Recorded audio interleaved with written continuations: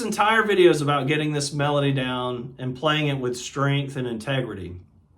In this section of the video, I'm going to go over a couple of little things that people tend to do that I have seen done in the past with, guitarists who are beginning with pull-offs and hammer-ons, and they're beginning with bending strings.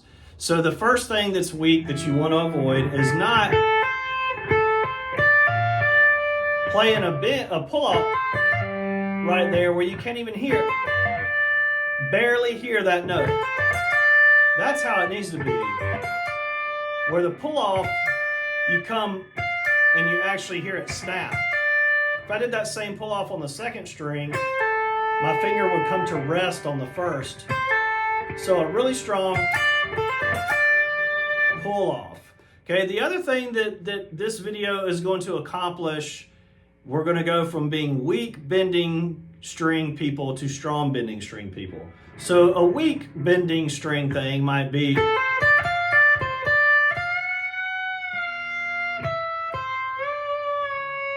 where you hear a lot of out of tune notes. Or it could be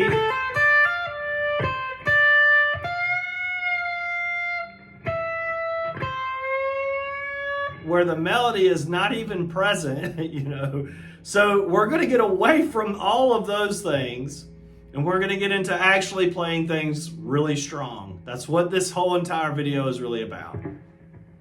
So I want to take just a little second here to talk about the difference between this study and what is happening on the recording. So on the recording, the guys are playing this melody or this tune at about 110, maybe even 115 BPM. This video in this study, I slowed the melody down to 100 BPM.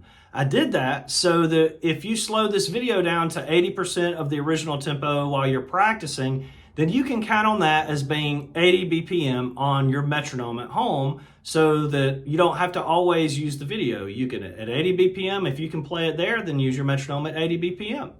Another thing that you need to know about, so some basics like that, is the tuning. In this video, I'm tuned to standard tuning. So you tune your guitar to your tuner and it's going to work fine with me in this video.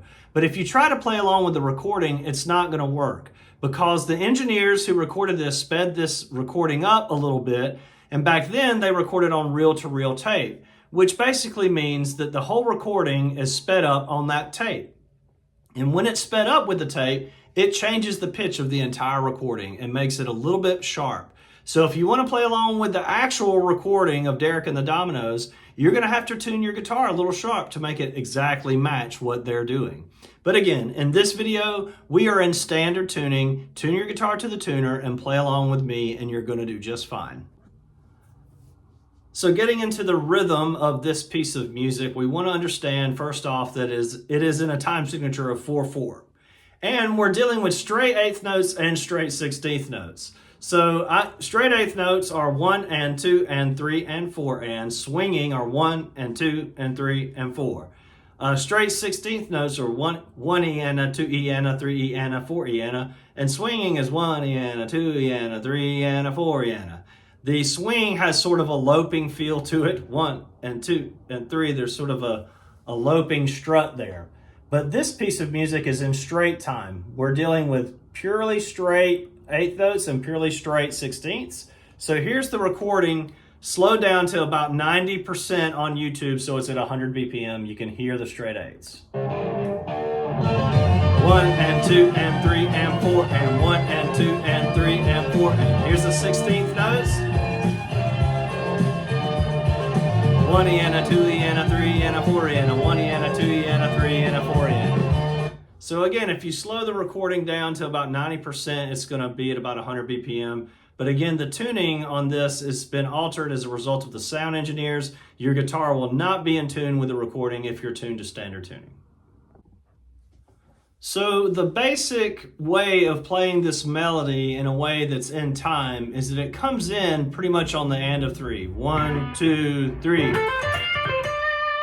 And that note is beat 1, okay? So you're targeting rhythmically this note, which anticipating a note to a beat and a note to a note or a chord tone is very common in melodic content. It is pretty much how melodies work.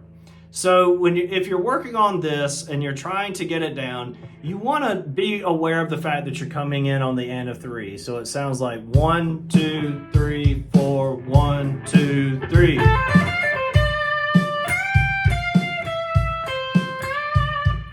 So if you're having trouble with that, I'll give an example one more time. We'll do it just so you can hear it. 1, 2, 3, 4, 1, 2, 3. And that note, that D, that strong note there is going to be the note that we're landing on for beat 1 of the melody. The last rhythmic insight that I'm going to talk about with this melody and give you is the fact that most of the melody is syncopated. The first note of every measure comes directly in on beat 1, but every single note in the melody after that happens on the end of a beat. So we're in 4/4. The strong beats are 1, 2, 3, 4. Those are the typical strong beats of a 4/4. Now, with syncopation, that means that the notes would happen between those notes. So here it is. I'm conducting it. Seems a little pretentious, but it does provide a visual reference for you to see and hear that the notes are happening between the beats. I'll snap 1, 2, 3, and 4 and sing the melody. 1, 2, 3. Ba-da-da-da-da-da-da. Ba-da-da-da-da-da. Ba-da-da-da-da-da-da. Ba-da-da-da-da. Ba-da-da-da-da-da. Da-da-da-da-da. Ba-da-da-da-da-da. Da-da-da-da-da. Now, I didn't sing it well, but you could definitely hear that the notes are happening between each beat, right? Now, if you try to think through this at home and you're trying to think these syncopations, probably going to drive you up the wall. So my suggestion is to just get used to the idea that you're coming in on the end of 3 and try to get that down. If you can get that down, then everything else will most likely fall into place. If you're really struggling with the rhythm, then maybe, just give it time and keep playing it, and one day it'll sync up and fall into place for you. So let's take a look at the right hand technique. The first thing that we're going to cover is the fact that each note is actually struck, I think, pretty strong. Right? I don't think it's delicate right hand. I think Clapton is pretty aggressive. I think a lot of the really great players are pretty aggressive with their right hand, because the stronger you hit that note, the more emphasis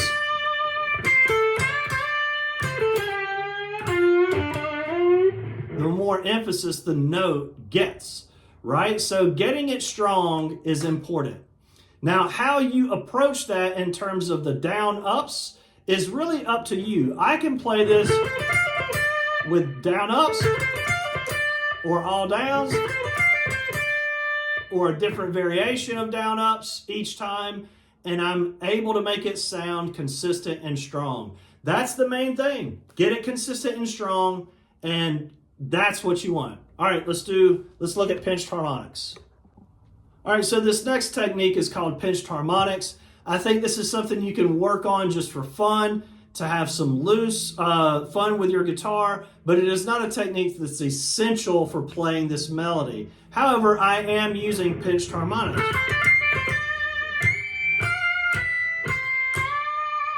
You could hear them there. They are actually an octave higher.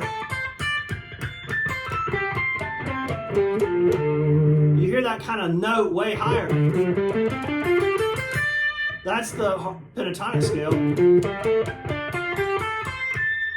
That's the pentatonic scale with pinched harmonics. So a pinched harmonic is like a regular harmonic where you lay your flesh on the string just lightly and then strike it. But with the pinched harmonic, I've got the note pushed down, and I'm going to hit, this is the 10th fret, plus 12 will be 22, somewhere along in here, or where the actual fret would be an octave higher, and I'm letting the flesh of my finger right here hit right when the pick does. So the string is kind of playing the pick and the flesh at the same time. And that is, the same as a natural harmonic with the flesh and the pick, but we're now using the flesh of my thumb.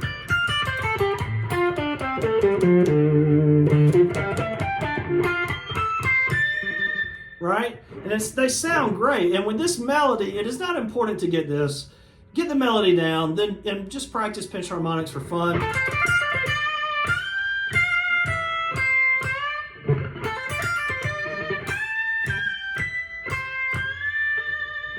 You can hear both the note and the pinched harmonic. It's a fairly sophisticated skill to get. So enjoy trying it, but really focus on the fundamentals more than this and anything. Although this is, maybe a nice little fun thing to pepper into your practice routines from time to time.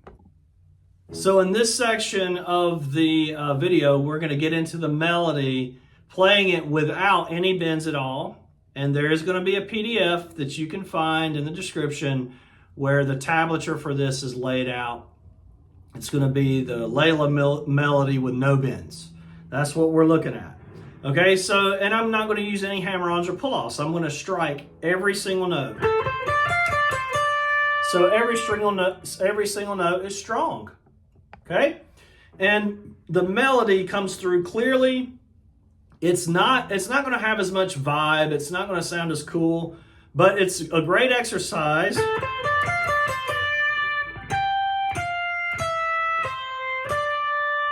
If you can play that, then we can eventually get around to tuning bends and playing it very clearly.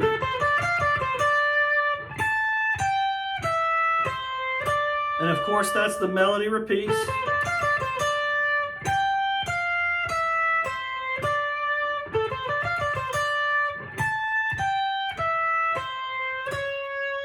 And he goes to that final note is on a C sharp, because what will you do when you get lonely happens over a C sharp minor. Okay, so that's the basic thing that we're going to be doing, is playing this melody without any bends in it, striking each note, no hammer-ons, no pull-offs. Get used to hearing the melody. It's going to sound a little dry, but each note is very clear and very strong. And that's where we need to begin, so that we can apply that to everything we do once we start getting the vibe and stuff down. So let's hear the melody with the metronome some and give you a frame of reference so you can practice on your own. Here we are with the melody at 100 BPM. 1, 2, 3, 4, 1, 2, 3.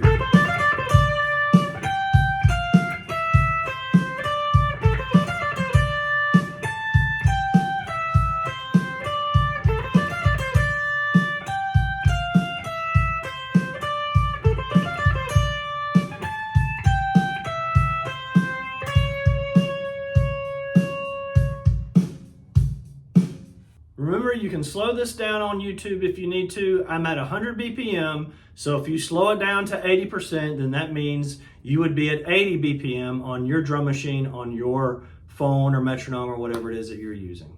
All right, enjoy practicing. If you need to, rewind back to the beginning and hear it again until you can actually do it on your own without the video's reference. So let's get into tuning some bends with this particular melody. So the first thing that you need to know with bends is that most players that I've studied use 2 fingers to bend. So they'll have their second and third finger on the string and bend with both fingers. Some maybe even 3.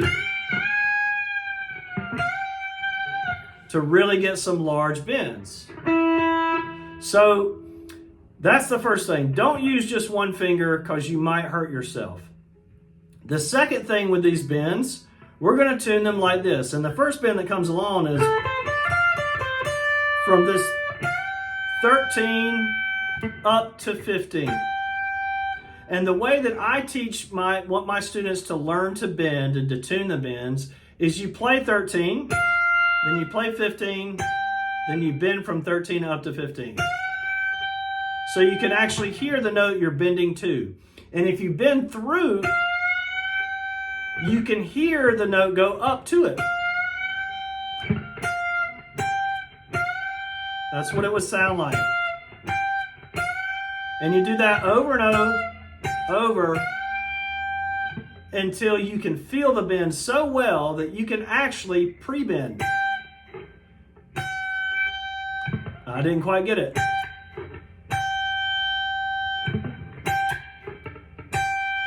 See how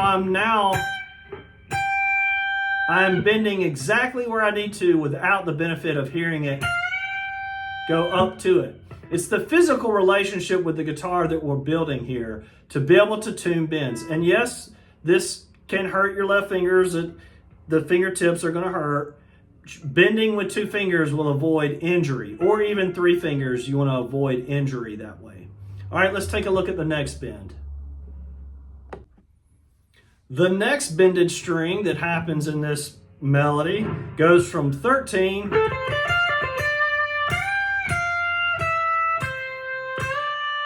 right there, from 13 to 15.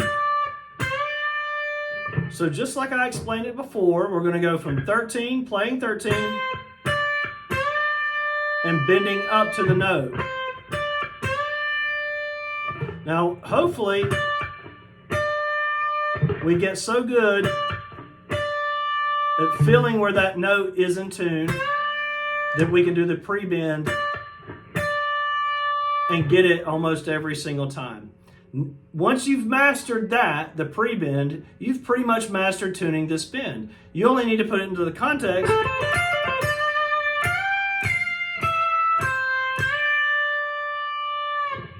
of the melody. So let's take a look at the third bend.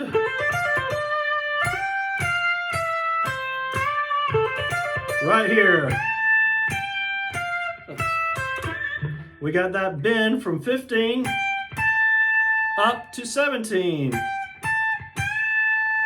Same process, using 2 fingers. Play 15, play 17. Get it in tune. Once you get good enough, you're going to pretty much be able to pre-bend it without the benefit of hearing it bending, sliding into tune. You can just do it.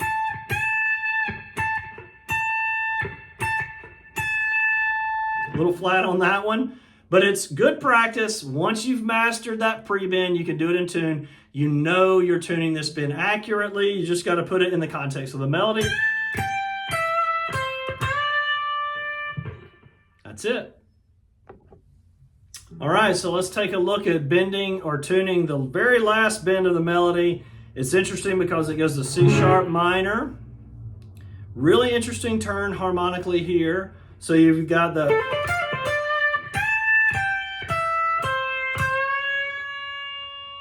very last bend, right? And it's just 13 to 14.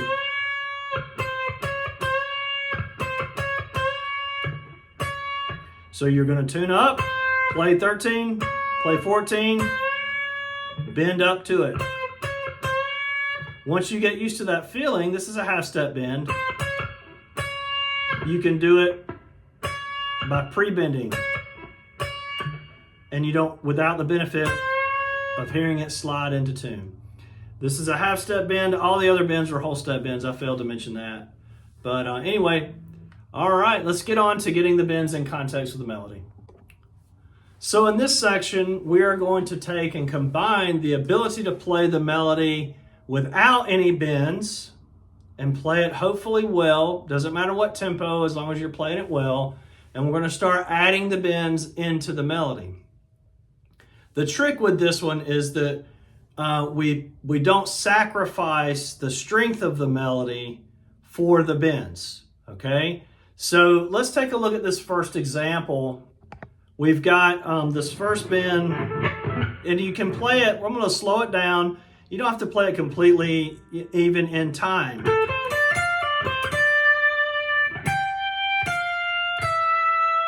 We've got that melody.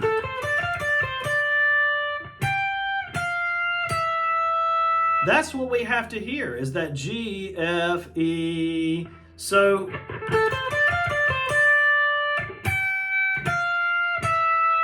I'm so practiced at that bend that I was actually able to pre-bend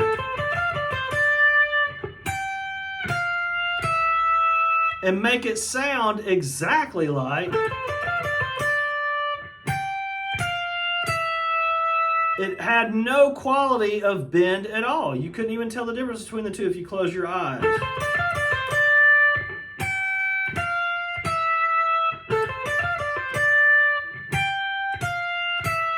They sound exactly the same. Now, if you master that, you've got this section down. You don't have to worry about it, because the only other thing to do now is to add the quality of the bend going up to the note. And that gives the vibe.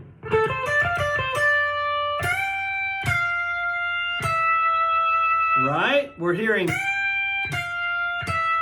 very clearly those three notes with the excitement of that bend up to it. I miss with my right hand. Okay, that's how we're going to treat every single bend. We want to hear the melody clearly, and we want the vibe of the bend. Okay, so I'm not even worried about the metronome with these examples just yet, because you're just getting the bends in there. We did the first one. The next one has got a bend up from that 13. So we're hearing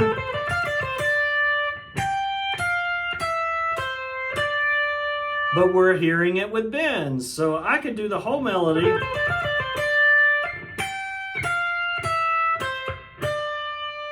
with pre-bends and make it sound exactly like. Here's with pre-bends.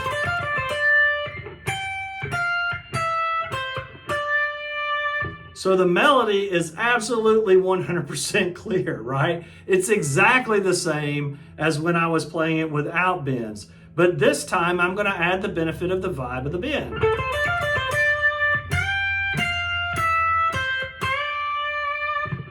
That little sliding between the notes and the energy that note has at the top of the slide is what creates the vibe here. But the actual melody being played clearly is 100% necessary. So if you can master it,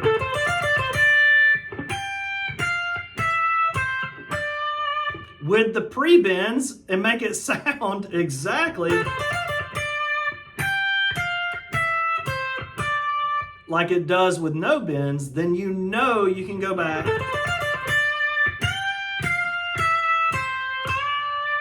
and add the vibe of the bend and a little vibrato to really get that quality of passionate emphasis that the bends give, you know. Cool. All right, on to the next one. So the third bend is that from 15,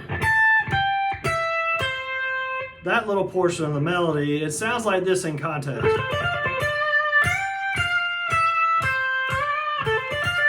Right here. Right? So we could take that little section out and just work on it. So what we're hearing melodically is, right, without the bends. You have that section that you mastered, playing the melody without the bends. That's what we're looking for before the next bend, right? And if you can do that, without bends and then with pre-bends, and make it sound exactly the same,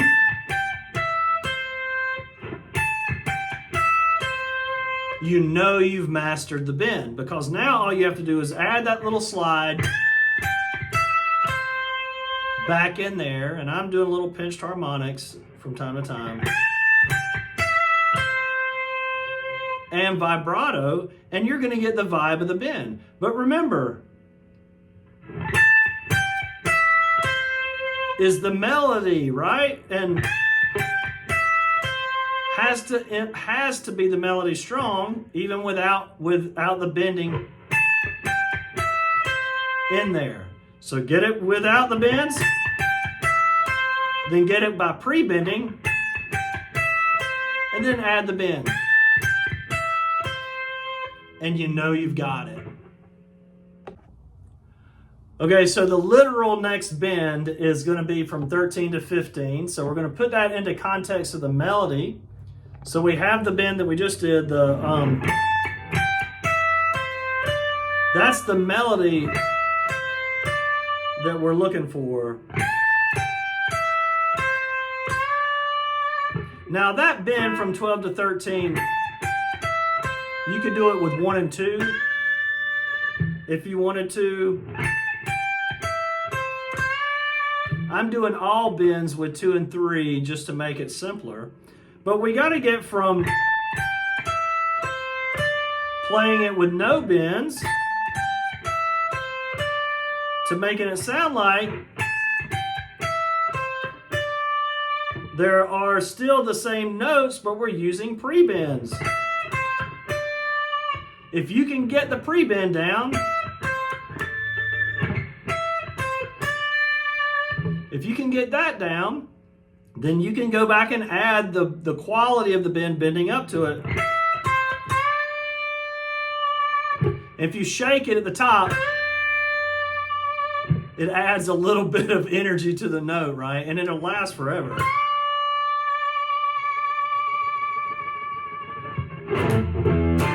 Sounds like Foxy Lady. But anyway, that to pre-bends to actual bends. You could shorten it down to just, if you wanted to. Either way, we're getting this bend back into the context of the melody, where the melody is still really strong, and we're emphasizing the vibe that is actually meant to be emphasized with the bend, and a little vibrato. All right, the final bend of the solo here to the intro is up to that from 13 to 14, right? So we have, right? And we do it without bends. And you could just do these 3 notes.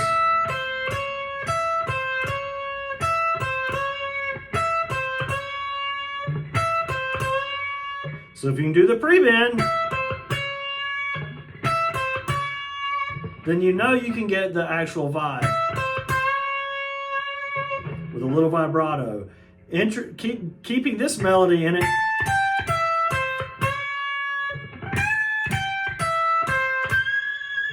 can be a fun way to practice that. Getting it with the pre-bend sounds exactly like playing it without bends. You know you've mastered the tuning when you can do that, then you just add the, and you got the vibe. So this section is the section where you might want to take notes, because I'm going to wrap up the methodology that you could use to get this melody with the metronome or drum machine, okay? So really the final thing to talk about, but the most intriguing part of this, is finding that magical tempo that works for you. It's not so slow that the groove is dissolved and it feels terrible.